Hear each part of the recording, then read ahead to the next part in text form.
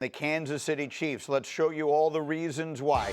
We go to Arrowhead yesterday for the matchup of the superstar quarterbacks. Patrick Mahomes has always dominated this matchup. Ravens now up 7-3 in the first quarter. Lamar Jackson wrecks under pressure and makes the big mistake to pick his first interception of the season. Yeah, I mean, obviously, this is the first one, the only one of the season. And here comes Xavier Worthy now the other way. Tedy, they missed him badly. That speed, just a little explosive plays they did not have. It was nice to see. He made an impact, not only in little plays like this, but also down the field. And then Juju Smith-Schuster, and that's his first touchdown of the season.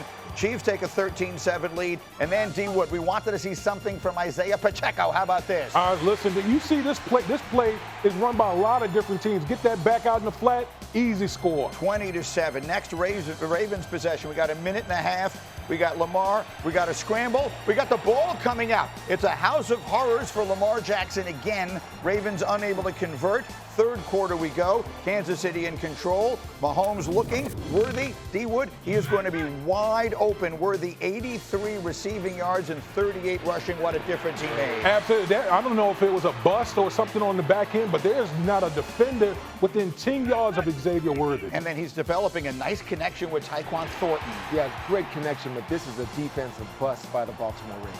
We're going to show you the play in a moment, just why it was so bad. Chiefs up 27-10. Ravens desperation time. Lamar scrambling, and down he goes. Remember, he was sacked 7 times Monday night by the Lions. 3 more in this game, and then after this play, he would leave with a hamstring injury. And so this one was as one-sided as it gets. 37-20, the final. It might not have been quite as close as that would sound. And maybe the most important storyline coming out, Schefter, the hamstring of Lamar Jackson. What do we know? The game was out of hand, so we're not sure whether they took him out because the game wasn't close and they were resting him, or whether this is the type of hamstring injury, as many are, that can sideline Lamar Jackson a week or 2. Now, let's keep in mind, the Ravens play the Texans this upcoming week. They have one more game, and then they have a bye. Right. So that could enter in depending on how that hamstring is. But hamstrings, it's a strain.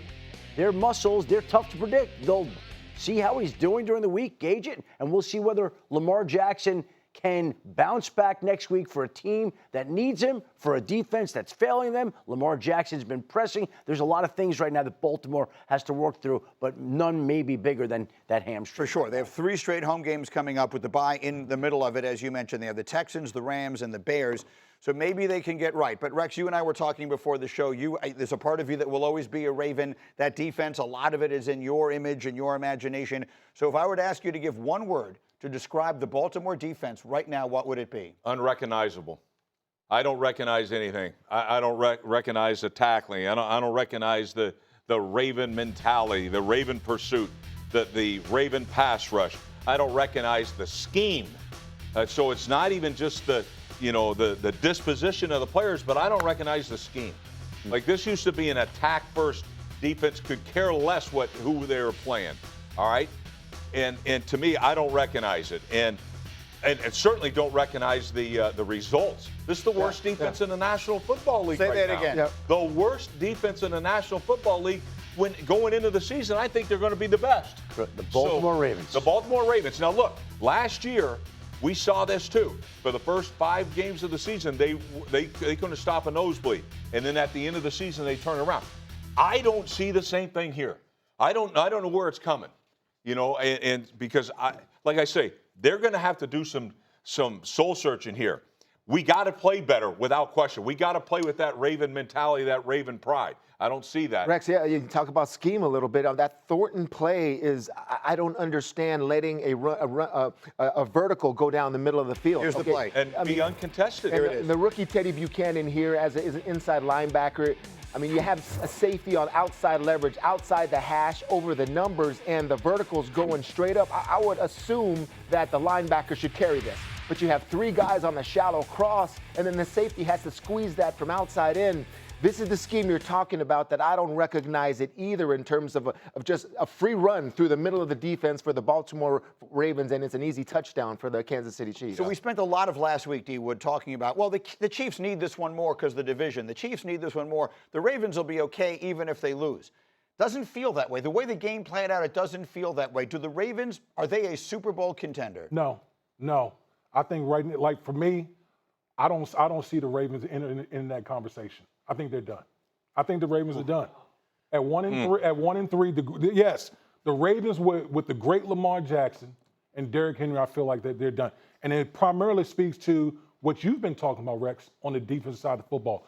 Did we see them make improvements last year when they moved the safety to back to his original position? Hamilton, right. Hamilton, Kyle Hamilton. When he moved back originally, they made improvements. But there's no one coming to save them on the defensive side of the football. Okay? There's no personnel or any scheme that can save the Ravens from bad tackling, not being in the right place at the right time. And, oh, by the way, your quarterback is hurt with a hamstring injury. Okay? It's taking away the most valuable part of his game, which is his legs. D. Wood, their defense, their edge rushers, they got a lot of high picks there and edge rushers. Mm-hmm. They have 2 sacks from their edge rushers in 4 games. I keep hearing about the absence of Nnamdi Madubuike. He must be the greatest player of all time. But he's an inside player. I'm just saying, every time anyone talks about the defense, well, he's been hurt. I get it. Everyone has people who are hurt. My goodness, he's a good player, but I mean, it cannot turn them into this. Their defense I disagree with you a little bit. I would not count them out. I mean, based on this hamstring especially. Okay, how bad's the hamstring? You're right. It's important to know with Lamar. It's probably the most explosive hamstring in the National Football League. The Ravens still battling back for the next 3 months. Like I said earlier, we're just finishing September here. The Ravens have a lot of football to play. 1-3. I understand why you would say they might be dead. But tell me this morning, who's going to go away and win that division? Do you trust the Cleveland Browns to do that, D. Wood? Do you trust the Cincinnati Bengals to do that? It's obviously and the Pittsburgh Steelers right now would have a chance, obviously. But they don't look like some invincible foe that Baltimore can't catch. Perhaps not. Let me go to the other side quickly, because even with all of this time, it runs so fast. The Chiefs, you can't have a better day than they had. A week ago, Sunday morning, they woke up winless. People were saying maybe the Giants are going to surprise them. Now, they blow out the Giants. They blow out the Ravens. The Chargers lose a game at the Giants, and we'll get to that in a minute. So all of a sudden, Kansas City, they look explosive again, and they're going to get Rashee Rice back in a couple of weeks. I think that no one in the NFL had a better day yesterday than Patrick Mahomes and the Kansas City Chiefs. Greeny, we've been talking ad nauseum about the lack of explosive plays in the National Football as it relates to the Kansas City Chiefs. It is so hard to score when you don't have explosives in a drive. Mm-hmm. That's what we saw yesterday with the Kansas City Chiefs. Okay, you get Xavier Worthy back. Speed kills in this league, and you're able to build in those explosive plays. It just makes it easier on the offense when you have those explosive plays. And you mix in with those explosive plays, the short ones, the yards after catch. 165 yards after catch yesterday. Per game before this, for weeks 1 through 3, was like under 100. So these guys are getting the rhythm going. It's the best their offensive line has looked also. Yeah, well, to me, that's what I was going to focus on, because Patrick Mahomes reminded everybody he's the best quarterback in football. But pretty good when you protect him. Finally, put some protection with him. Finally. And look, is that Baltimore? Is it whatever? But it's a great sign for Kansas City, certainly. And what about Chris Jones, who's in Mississippi for his aunt's funeral during the morning, flies back, makes it to the stadium minutes before the game, plays and helps shut down the Baltimore Ravens. It's a great and unbelievable story there. Mahomes, 4 touchdowns and 270 passing yards. Bottom of the hour, thrilling game yesterday in steamy Tampa Bay. Battle of the unbeatens, Eagles and Buccaneers. And for the second straight week, D-Wood, the Eagles special teams coming up huge. Hey, there's 3 phases in the game, folks. Offense, defense, and special teams. Rex, what's it remind you of? God, the hated Patriots. Say it, Rex. Say it, Rex. Eagles up, and then we got Jalen Hurts to Dallas Goedert punching it in. They're running fake tush pushes all over the place. Eagles opening up a lead, and then is Baker buying time. Emeka Egbuka, the sensational rookie, 77 yards. He was on countdown cam yesterday too, and he gets a touchdown. Everyone great who does job, that show does well. The Bucs are starting to come back after being well behind. The momentum is going in their direction, and then D-Wood, the critical fumble turns everything. Oh man, you got to take care of the football, man. Playing good teams like this, you got to take care of the football. Bucky Irving, the wrist is not down, we heard Dean Blandino say on the telecast, and thus it is a turnover. And then they fake a tush push again, D-Wood. Oh, what a play. What a play. To fake the tush push.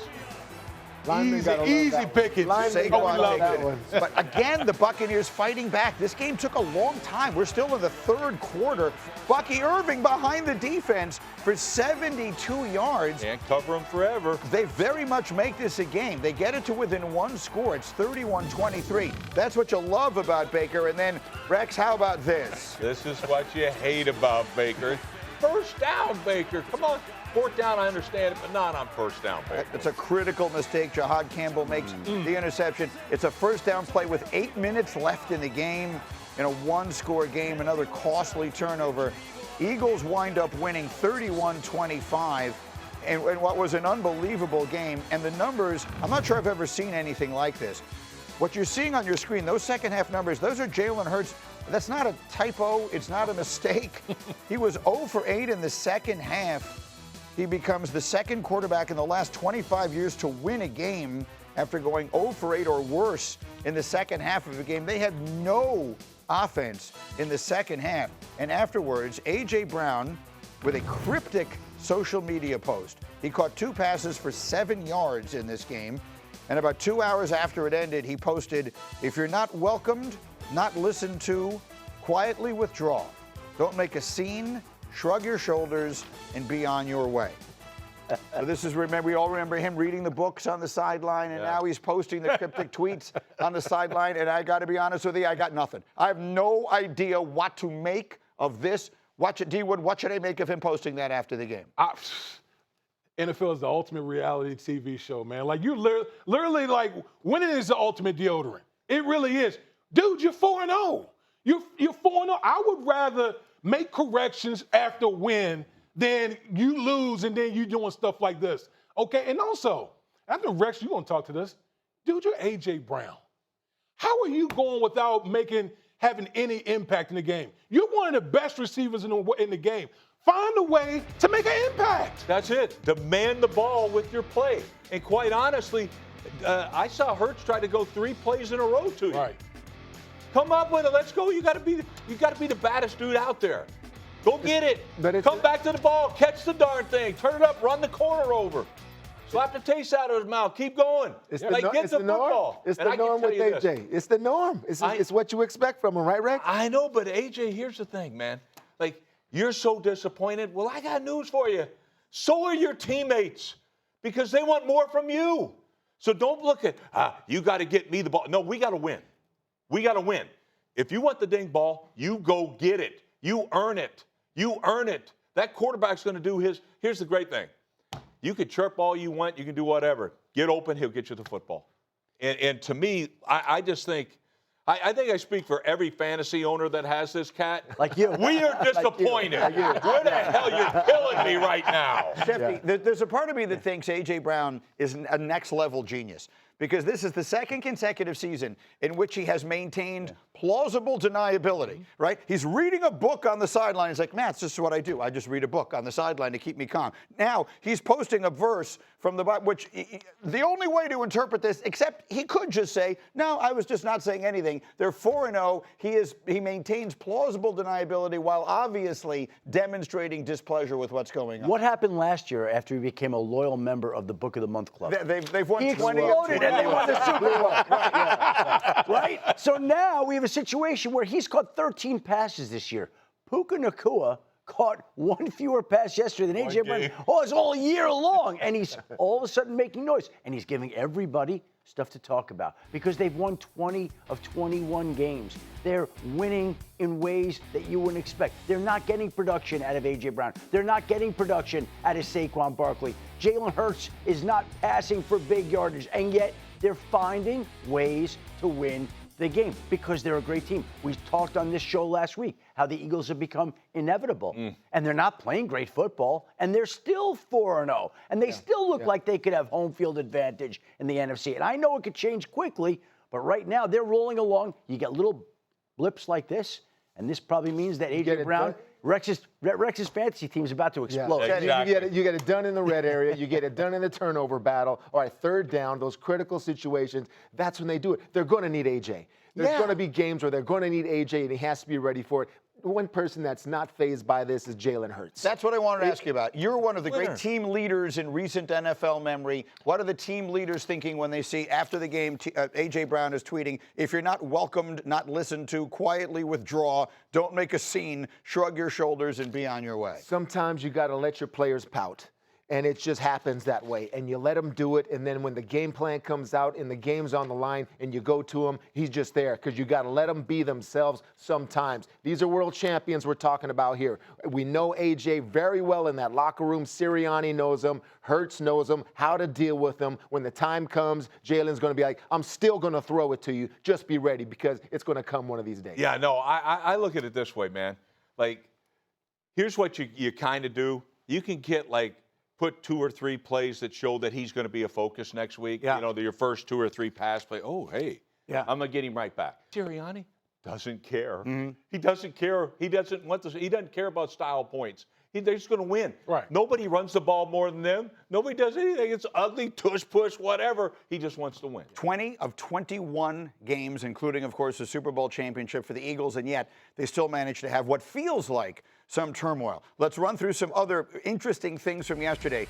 D. Wood, the Colts had every possibility of beating the Rams yesterday. This was the worst play of the day by far, A.D. Mitchell. It was just I was just disgusted watching. It's like, bro, cross the goal line with the ball. You literally celebrated too early. Ball comes out. Now it's a touchback. He also had a holding call. You know, in the Jonathan Taylor run that hurt the team as well. 2 critical mistakes in that game. That took 14 points off the board in a game they absolutely had a chance to win, and it's frustrating because A, he's a very good player, B, the Colts went out there and I thought proved to everyone they are legit. Yes. This was like the big test, Tedy. You were saying yesterday on Sunday Countdown, let me see them as they step up in class. I thought they played more than well enough to win. They did, but in a 2-minute situation, a quarterback ends up performing and making up for those mistakes. Daniel Jones couldn't do that. All right, he had the ball in his hands. He threw an interception. Daniel Jones could have made us forget about all of that with Adonai Mitchell and just took him down and won the game. He couldn't do it. What do you say to a player when, he is just running free to the end zone and he loses the ball before he gets in? I mean, it's just selfish. That's all it is. Like, and you'd show your team, like, why do you have to celebrate before you're in the end zone? Like, is that cool? Like, I got to know, is this cool? Like, because I'm going to go trot around here? Like, I don't know, is it? Like, get in the damn end zone. Do that crap at the end of it, the second pylon. Horrendous. Why the hell does this happen? And we've seen it.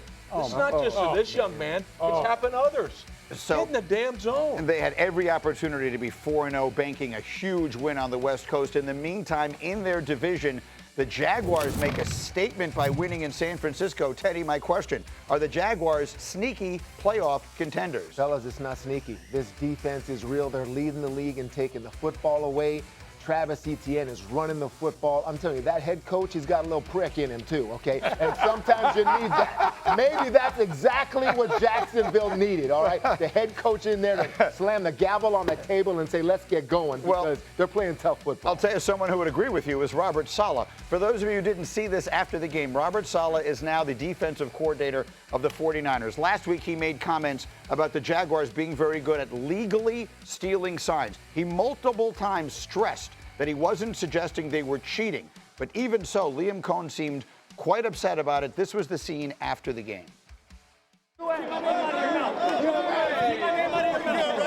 was trying to compliment you, world up. You don't want to with me. I will end your Why is everyone hysterical laughing? Why is that so funny? Oh, my. First of all, Keep walking. he don't want that smoke with Saleh. Like, Saleh is swole, bro. Like, I know Liam Cohen got a little piss and vinegar about him, but you don't want that smoke with Robert Saleh. I'm telling you. Rex, I would ask, you were a coach for a long time. I mean, is this Does this kind of thing happen sometimes and we just don't know about It's it? not going to happen to me because I'd be laying hands. And I know I'm 62 years old, but I'd be laying hands right there. Midfield, come get me. But the only one I ever backed down from was that Brandon Jacobs when I'm like, damn. Big fella. And I never had no teammates. And quite honestly, I never backed down. You know I did it. And I was like, damn, that is one big dude. Okay. But I take my shot. I'll say this. This was an interesting game for both tenes. The Jaguars, I think, make a big statement. Shefty, the confrontation afterwards here. Liam Cohen, he's got a little spunk. Well, last week, Robert Saleh tried to pay a compliment to Liam Cohen, saying that they do a great job of legally stealing signs. Liam Cohen clearly did not appreciate it. And I can assure you, he was probably waiting all game long to say something to Robert Saleh. And after they beat the 49ers, when the 49ers, without Nick Bosa, have 0 pressures and 0 sacks, and they don't come through, Liam Cohen was waiting for him. He wasn't going to miss that opportunity to point out something that he did not appreciate. And it resulted in this, a scene after the game.